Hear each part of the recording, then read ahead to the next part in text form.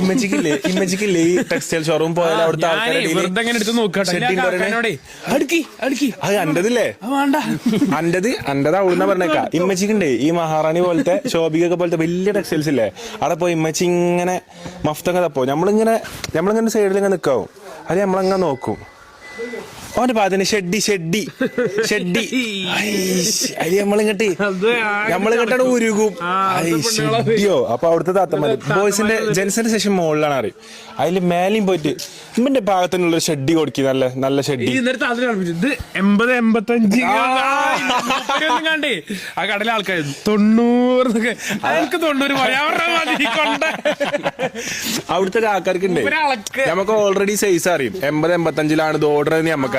ഇന്നാലും ഇവൽക്കുണ്ട് ഒരു വെച്ചോക്കലും മേത്ത് കുടിച്ചാലൊക്കെ കൈത്തിലൊക്കെ വെച്ചോക്കാന്. അത് ഞാൻ പറഞ്ഞ തൊലി വിരിഞ്ഞു പോവാണേ. 80 പോരെ ഇമ്മച്ചിക്കുണ്ട് സ്വഭാവേ. ഇമ്മച്ചി വലിയ ടെക്സ്റ്റൈൽസ് പോകുമ്പോഴേ കാട്ടുള്ളൂ.